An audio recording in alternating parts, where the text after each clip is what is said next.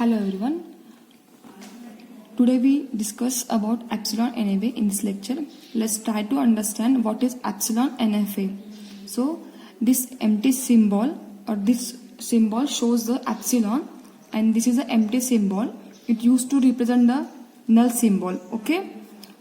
Then that means it's represent nothing. So let's discuss how do we define the epsilon. So in regular NFA there are 5 tuples which we already saw that in previous lectures. So in our normal 5 tuple, that represents these symbols using this Q. Q represents a set of states.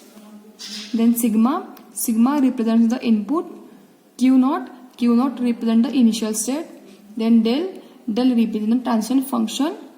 Then F is represent the final state in our normal NFA. Okay, so let's see in our normal NFA and epsilon NFA there is one difference, because this is in normal NFA those are 5 tuple represents which are Q, sigma, Q0, del and F. But in our epsilon NFA there is one difference between those two. This is a del. This is a transition function. Let's see how it's different from epsilon NFA. Okay, so in our regular NFA we define like del. This is our del. We define del like this: del Q cross sigma to power Q. Okay, so this was the transition function. This is our transition function. We represent like this. That means in the state on getting input it could go any of the 2 power Q state. Okay, any power. Okay, in that NFA this was for regular NFA, but in case of epsilon NFA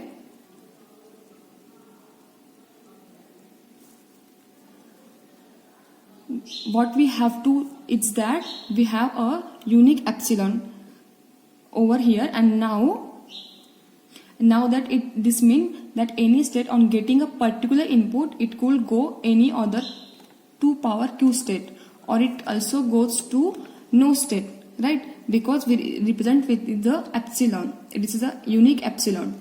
So on seeing an empty symbol or nothing also could go one or another state. So this will become a clear when we take the example. So let's draw a simple example here. So A is our starting state, right? This is normal normal NFA. Here A is the starting state. We have another state which is B, getting input 0. We have another state C. Okay. B goes self state on getting input 1, and B goes to C state on getting input epsilon. Okay, so here is another state D, which getting input 1, and C on self state getting input 0. C goes to D getting input 1, right? So D is our final state. So this is our epsilon interface or epsilon NFA. Epsilon NFA. How do we recognize it is an epsilon NFA? Symbol used in your regular language, a pair this symbol was not allowed. So what is meant in our normal NFA we never use epsilon symbol, but this in epsilon NFA we use a epsilon. So this is a difference between those two. Let's see another topic: conversion of epsilon of NFA to NFA. So normal deterministic finite automata is a finite automata having a 0 or one or more than moves from a given state. We already know that. So epsilon NFA is the NFA which contains the epsilon moves. We already previously saw that to remove the epsilon moves from epsilon NFA convert into this normal NFA, let's see some steps are here. So we draw a simple diagram for that. Those are two states, A and B with epsilon. Okay, this is your epsilon NFA.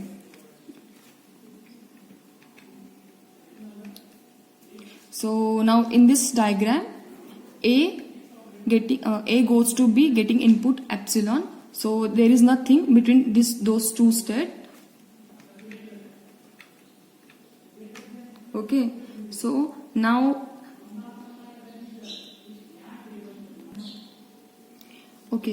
look at this example. A goes to B with epsilon, and A with getting input 0 and B also getting input 1. Now we have to convert this epsilon NFA to NFA. Now let's start with the starting state. A goes to self state with getting input 0. Now another input is a 1, which already we not write here because this is an epsilon. There is no 1 here, input 1. So when A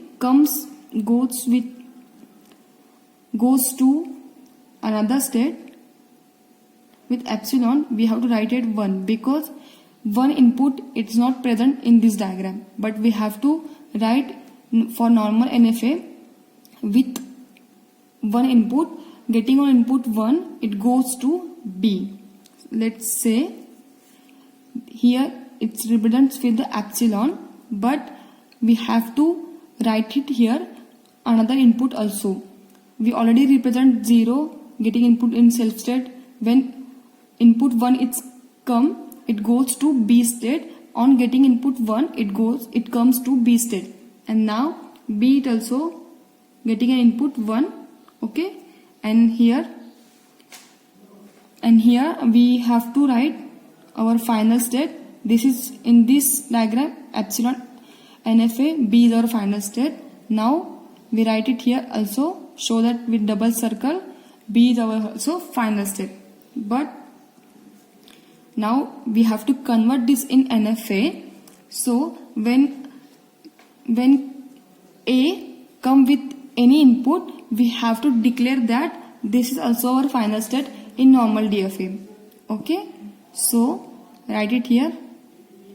A is also our final state getting on input 1, and when it comes to B state, B is also our final state getting an input 1. Right, so let's say that if B is a final state, then make A as a final state. If the closure of A contain a final state, then A should be declared as a final state. Okay, so end the today's topic. We will see in another lecture example epsilon NFA to DFA in next lecture. Thank you.